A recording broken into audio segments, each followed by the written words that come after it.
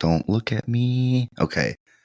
uh, for whatever derpy reason, I titled this document right off the bat, Kidnappings, with like 3 exclamation points that make it seem like I'm happy about the subject of kidnapping, which I'm not, just to be clear.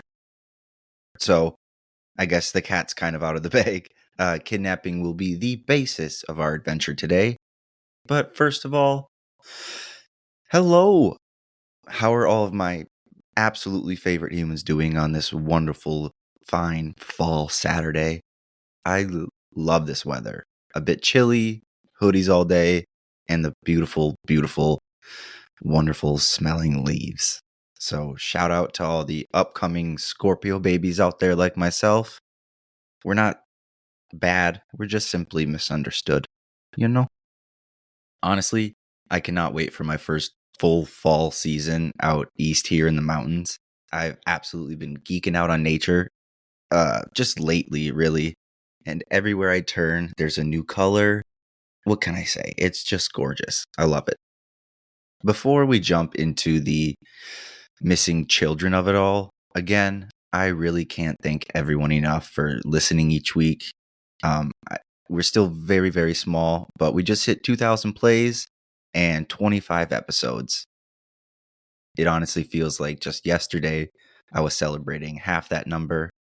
This is honestly the only thing I've found since graduating college in recent years that I consistently enjoy, minus my own voice, of course, and will continue to do so each week. So it really is a pleasure, and all of my appreciation to you and your eardrums.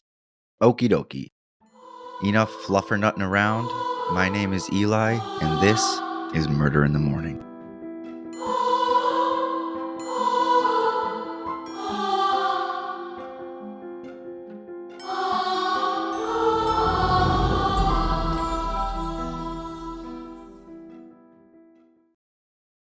My sources for today come from the always generous Murderpedia and Wikipedia, as well as a Medium article written by Heather Monroe.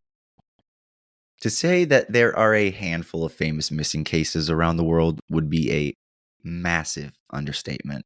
I don't get why someone would want to steal another person, but boy oh boy does it sure happen a lot. I'm sure we're all familiar with some of the, family favorites such as Elizabeth Smart, J.C. Lee Duggard, Katie Poyer, Adam Walsh, and maybe most notably Charles Lindbergh Jr. I happened to do an episode on Katie Poyer a while back, if that interests you at all. Each one of these stories are insane in their own way, but today I bring you the espressoli messed up kidnapping and ransom of Marion Parker. Bum, bum, bum. Before stranger danger, before 911, before the poodle skirt, and even before the fucking DARE program, the security around children was much more lax. Why? I'll never understand. I feel like parents should have always worried about their kids. But it was much different, and this is critical to our case. I'm not blaming anyone, but let's just keep that in mind. Born in 1915, along with a twin sister, Marjorie, in LA, California, our story begins much happier than usual. Her mother, Geraldine, and her father, Perry Parker, a successful banker, gave the twins and their older brother a wonderful childhood. Looking at photos of the two daughters and their mother, it was clear to see that they had a very loving family. In one of them, I remember specifically, all 3 of the girls, so the 2 twins and Geraldine, have matching dresses on and matching bob haircuts. It was just adorable. As their family continues to cherish each other into the 1920s, Los Angeles... Oh, I'm sorry if my chair keeps squeaking. I'll have to I'll have to fix that. Los Angeles is falling further into crime.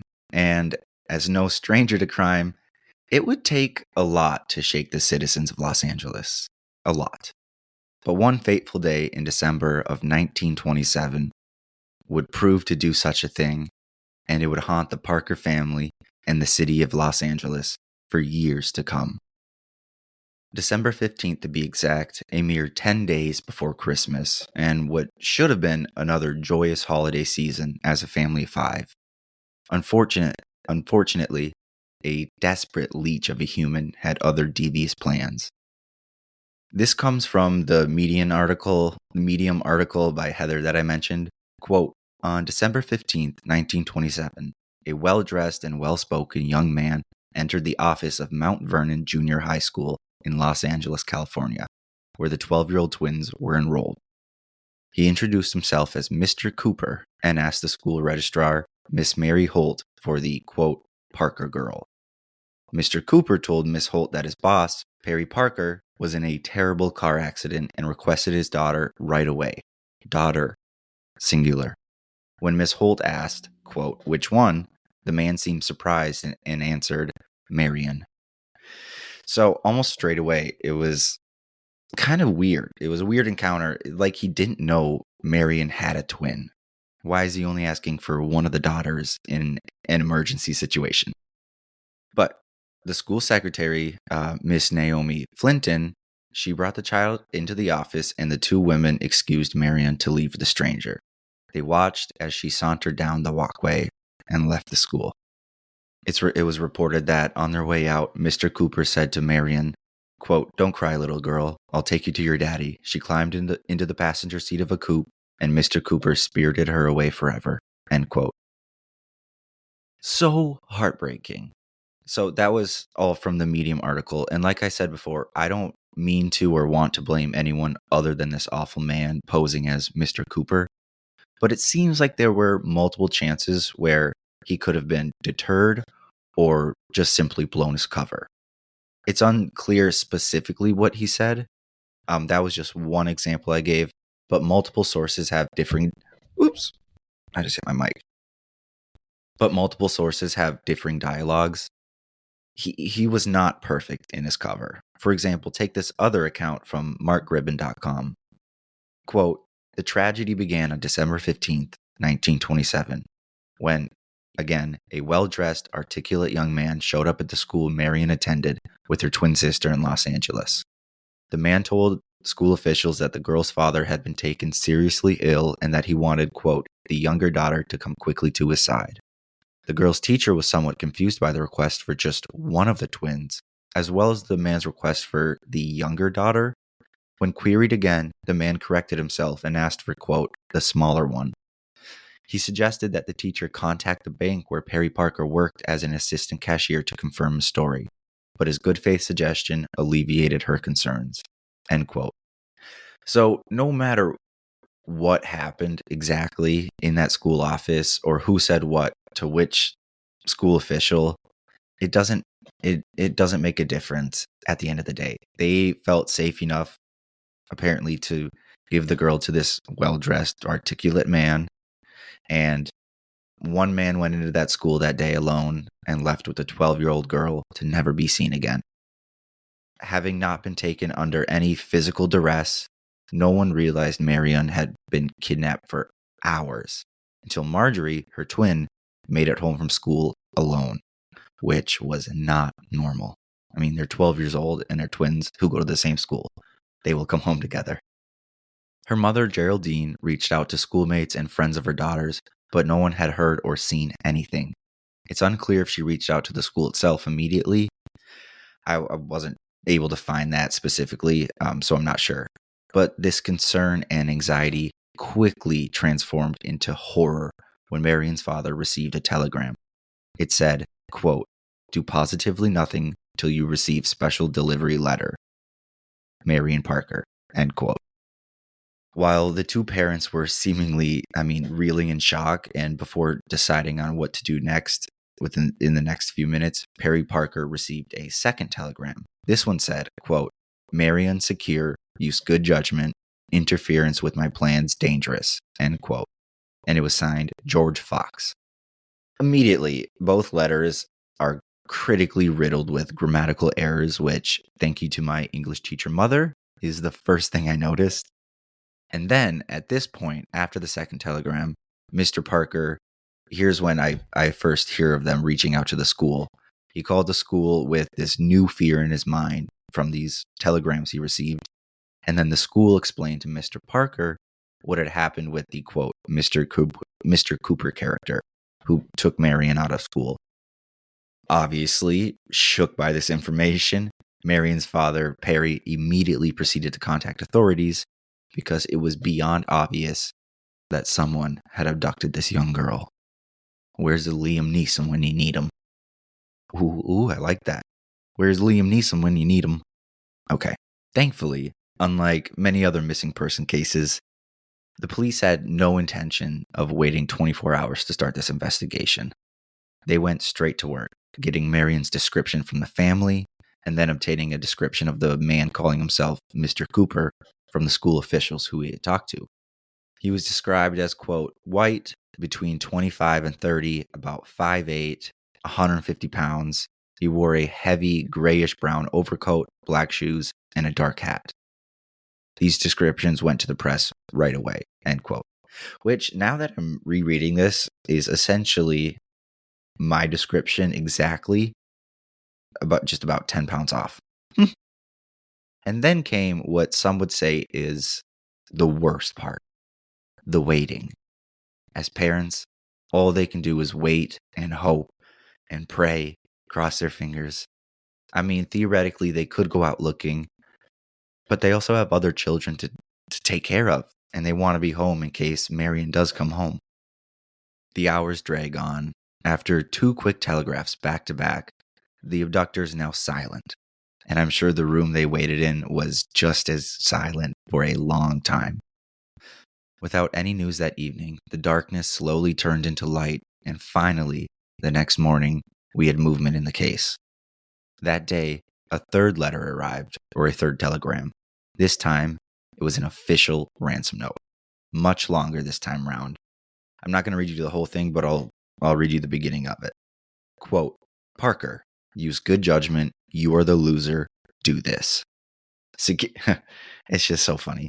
Secure 75 $20 gold certificates. Keep them on your persons. Go about your daily business as usual. Leave out police and detectives. Make no public notice. Keep this affair private. Make no search, etc., etc., etc. Basically telling him that failure will to comply will result in blah, blah, blah, blah, blah. We know what he's getting at. He sort of just drones on. And then this note, like the day previous, was quickly followed by 2 more. So we're up to 5 now. And 2 were from the man himself, or signed by the man himself. And one was allegedly written by Marion herself. Hers read, quote, Daddy, please do what this man tells you, or he'll kill me if you don't. Your loving daughter, Marion Parker, end quote. Whether or not she actually wrote that, it kind of hurts your heart. The other 3 letters, not signed by Marion, were again signed by Fate, Death, and George the Fox, which I don't get. The kidnapper sent instructions for Perry to deliver the money to a certain address without any police involvement. He complied. However, the investigators that were working this case, they followed Mr. Parker unknowingly and spooked the abductor off when they arrived on the scene. The kidnapper continued to send letters assuring Perry Parker that his daughter was alive, and finally, at 7:30 p.m. on the night of December 17th, so now we're basically 2 full days in, Mr. Parker received a phone call from the man. Again, he gave very specific instructions on where to meet with cash in hand, and this time Mr. Parker did as he asked and was much more careful to avoid bringing any tails, aka police. Heads up, this part gets quite sad and a bit gruesome, so trigger warning. Quote, a Chrysler coupe pulled up slowly next to Perry's car. The man in the front seat, his face concealed with a bandana, brandished a firearm and asked Perry if he saw it. Perry replied in the affirmative and asked if Marion was all right. Perry saw her slumped in the passenger seat. Quote, she's sleeping, the kidnapper reassured the distressed father, and Perry handed over the money. In that instant, the car drove up the street and pushed Marion's body out onto the curb at 432 Manhattan Place. Perry ran to his daughter, Still believing the child was asleep, he didn't bother putting the car in park. He cradled his little girl and noticed that her face was pale. Not only that, but all of her limbs were missing. Any hope he had was replaced with enormous grief as he realized his little daughter was dead. End quote. Like, I don't even have words for that. The limbless, that limbless hug would actually haunt me for the rest of my life. I'm certain of it. It gets worse here. Okay. Quote. The coroner later testified that she had been dead for about 12 hours. Her arms and legs had been cut off and she had been disemboweled and stuffed with rags. Her eyes were wired open so as to appear alive. End quote. And so, a massive manhunt began. It said that over 20,000 officers and volunteers were part of the search, both for this disgusting trash man and, unfortunately, for the rest of the poor girl's body. The next day, on December 18th, two very unfortunate strangers were walking along Elysian Park and noticed a peculiar bundle of newspapers wrapped in twine. They stopped to check it out, and inside the paper were the bloodied limbs and organs belonging to Marion, along with the spool of the same wire used to keep her eyes open. When I was writing this, I wrote, holy shit, I just realized how dark this is getting, and if only the person next to me at Starbucks knew what I was currently typing. But yeah, you kind of need a breather after something like that. Okay, now with, it's hard to say, but most of the girl returned, unfortunately not alive. The Parker family raised an impressive $100,000 reward for the capture of her killer. And now parents all over Los Angeles were scared shitless and kept their children much, much closer. Plus, everyone was just kind of pissed off. Quote, during the investigation, police grew suspicious of Perry Parker's former employee, a young man named William Edward Hickman. William was a messenger boy at First National Bank who was convicted for forging stolen checks in June of 1927. He served time for the crimes partially due to Perry Parker's testimony. End quote. This was a golden suspect to begin with. From multiple motives to knowing the victim, he was a very good fit. William himself didn't seem to have a typical upbringing of someone who would do such vile things. A good student and active in many school clubs, he seemed to do well for himself.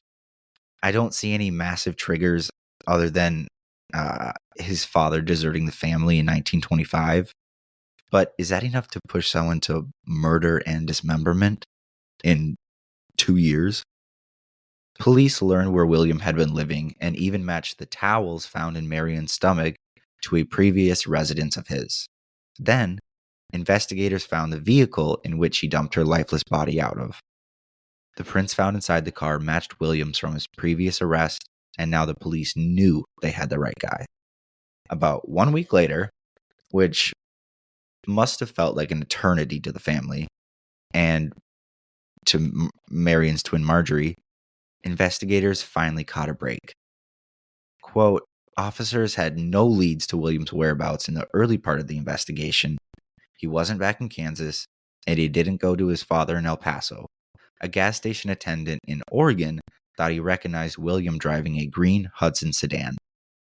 Then, in Seattle, a $20 ransom note was used to purchase cold weather clothing. The police up north were on high alert. On December 22, 1927, Oregon police officers Chief Gerdane and Officer Llewellyn were enjoying a smoke break in Echo, Oregon, when an unmistakable green Hudson rambled by. Officer Leanne drove over 40 miles per hour with Gerdane on the running board until they were alongside the stolen Hudson. They pointed a pistol at the driver, who half-heartedly gave chase, but eventually pulled over. William didn't struggle when they arrested him. He only shrugged his shoulders and stated, quote, well, I guess it's all over, end quote. Woo! Exactly 1 week after Marion's kidnapping, the culprit William Hickman had been apprehended. Now, in custody, he immediately confessed to the kidnapping, but blamed the murder itself on his friend. Nice. This friend, however, had a rock-solid alibi, and the murder stayed pinned on Hickman. During his extradition back to California from Seattle, William wrote his confession down in a 19-page fucking pamphlet. Why does it always have to be so long with these people? Just give me the SparkNote version and call it good. Essentially, though, his reasoning for the kidnapping and ransom was that he wanted to go to college and needed tuition money. Don't we all, buddy? That's no excuse. And then this is what he said was his reason for brutally taking Marion's life. Again, kind of gross. Heads up. Quote, William stated that he only killed Marion once she realized who he was. The two met before when she accompanied her father to work. William claimed he strangled her and dismembered her body to make it easier to conceal. Then he realized Perry wouldn't pay for a child who was dead, so he filled her full of towels and sewed her eyes open to give the appearance of life. End quote. That may be one of the most effed up things I've ever heard, let alone said out loud. The trial itself was a bit disturbing. William was one of the first murderers recorded to plead not guilty by reason of insanity, and his defense team backed up this route and went full bore. He would act erratically in the courtroom or put on a show for his cellmates, trying to convince these people of his said insanity. Thankfully, everybody saw right through the charade. Quote, Edgar Rice Burroughs, the author of Tarzan, went to the trial daily as a reporter for the Los Angeles Examiner. He formed the opinion that William was not insane, but a, quote, moral imbecile who knew right from wrong and just didn't care. The jury shared this opinion. On February 9th, 1928, William Hickman was found guilty of first-degree murder. The jury deliberated for only 36 minutes. William told the press, quote, the die is cast, and the state wins by a neck. I don't think I have much to live for, and I don't know yet why I killed that Parker girl, but I did it, and I'll take my punishment, end quote. Fucking loony bin, dude. On Valentine's Day, Judge Trabuco, which very close to tobacco, sentenced William Hickman to hang for the death of little Marion Parker. William laughed out loud, and the sentence was carried out at the gallows of San Quentin on October 19th, 1928. This is my favorite part here. The rope was slack, too slack to break William's neck. They released the trap door, and William strangled for 14 minutes before the doctor pronounced him dead. 7 times longer than it took him to strangle Marion. I like that a lot. Oh man, that's the end of my writing, but we can't end on such a sad note, can we? Do you want to hear a quick joke? Sure, Eli. All right. Okay. A man walked into a bar. It was a metal bar. He got hurt. Okie dokie. How absolutely lovely it was talking to you all again. A wee bit longer than usual today. Fancy that. No complaints here. Anything else? Should I go? I should probably go. I have laundry to do. You could maybe even hear it going in the background. All right. I'll be off then. Love you. Bye.